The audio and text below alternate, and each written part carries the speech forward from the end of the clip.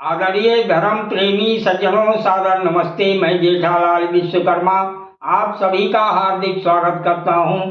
महाभारत के आदि पर्व के 17वें अध्याय की कथा सुनाते हुए महर्षि वैशंपायन जी कहते हैं, हे राजन जन्मेजय जी, इस प्रकार अस्त्र कौशल दिखाने का अधिकांश कार्य जब समाप्त हो चला, मनुष्यों का कोलाहल और बाजे गाजे का शब्द भी जब शांत होने लगा, उसी समय द्वार की ओर से किसी का अपनी भुजाओं पर ताल ठोकने का भारी शब्द सुनाई पड़ा, मानो वज्र आकाश में टकरा रहे हों।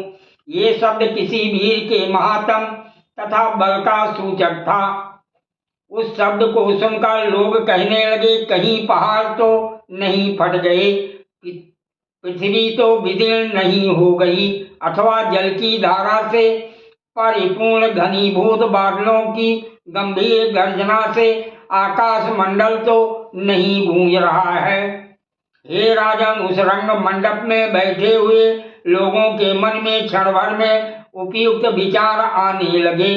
उस समय सभी दर्शक द्वार की ओर मुंह घुमाकर देखने लगे।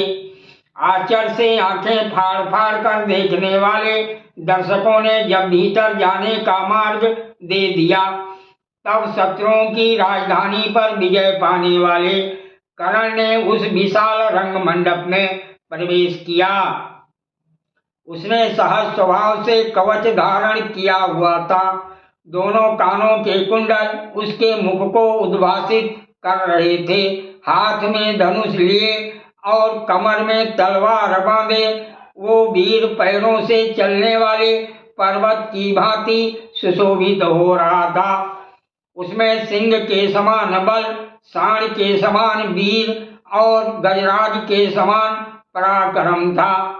वो दीप्ति से सूर्य, कांति से चंद्रमा तथा तेज रूपी गुण से अग्नि के समान जान पड़ता था। उस समय महाबाहु कर्ण ने रंग मंडप में सब ओर दृष्टि दौड़ाकर द्रोणाचार्य और कृपाचार्य जी को इस प्रकार प्रणाम किया, मानो उनके प्रति उसके मन में अधिक आदर का भाव ना हो। रंगभूमि में जितने लोग थे वह सब निश्चल होकर एक टक दृष्टि से देखने लगे। ये कौन है, ये जानने के लिए उनका चित्त चंचल हो उठा। वह सब के सब उत्कंठित हो गए। कर्ण बोला, हे कुंती नंदन, तुमने इन दर्शकों के समक्ष जो कार्य किया है, मैं उससे भी अधिक आश्चर्यजनक कर्म कर दिखाऊंगा। अतः तुम अपने पराक्रम पर गर्व मत करो।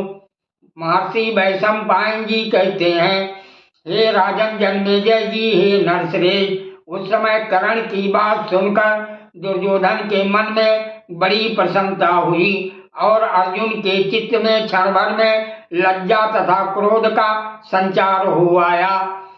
तब सदा युद्ध से ही प्रेम करने वाले महाबली कर्ण ने द्रोणाचार्य की आज्ञा लेकर अर्जुन ने वहां जो जो अस्त्र कौशल प्रकट किया था वो सब कर दिखाया। हे भरत श्रेष्ठ, तत्पश्चात भाइयों के सहित दुर्योधन ने वहां अत्यंत प्रसन्नता के साथ कर्ण को हृदय से लगा कर कहा। दुर्योधन बोला, हे महाबाहो, आपका स्वागत है। हे मानद, तुम यहाँ पधारे, ये हमारे लिए बड़े सौभाग्य की बात है। मैं तथा कौरवों का ये राज्य सब तुम्हारे हैं, तुम इनका यथेष्ट उपभोग करो। कर्ण ने कहा, हे प्रभु, आपने जो कुछ कहा है वो सब पूरा कर दिया, ऐसा मेरा विश्वास है। मैं आपके साथ मित्रता चाहता हूँ और अर्जुन के साथ मेरी द्वंद्व युद्ध करने की इच्छा है। दुर्योधन बोला, हे शत्रु दमन, तुम मेरे साथ उत्तम भोग भोगो, अपने भाई बंधुओं का प्रिय करो और समस्त शत्रुओं के मस्तक पर पैर रखो।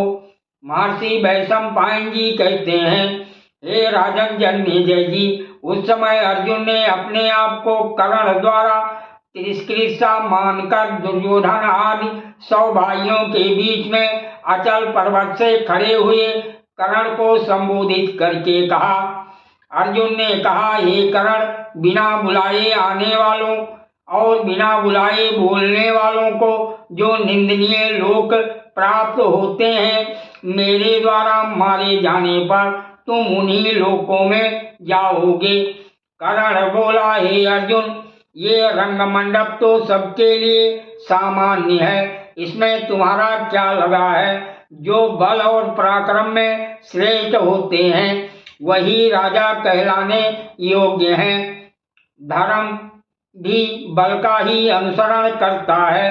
हे भारत, आक्षेप करना तो दुर्बलों का कार्य है, इससे क्या लाभ है? साहस हो तो बाणों से बातचीत करो। मैं आज तुम्हारे गुरु के सामने ही बाणों द्वारा तुम्हारे सिर को धड़ से अलग किए देता हूँ।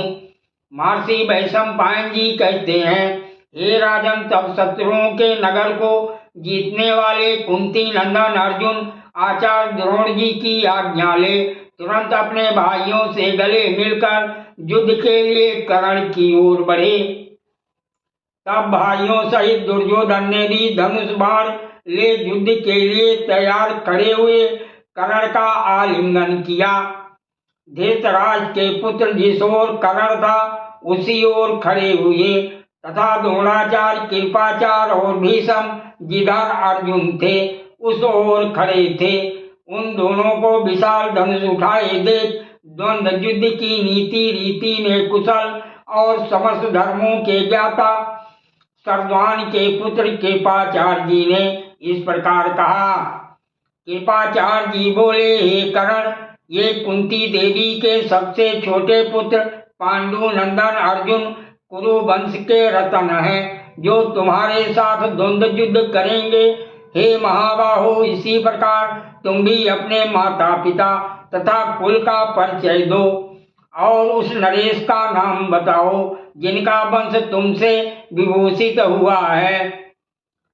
ये जान लेने के पश्चात यह निश्चय होगा कि अर्जुन तुम्हारे साथ युद्ध करेंगे अथवा नहीं, क्योंकि राजकुमार नीच कुल और हीन आचार विचार वाले लोगों के साथ युद्ध नहीं करते। सादर प्रणाम। जय श्री कृष्ण।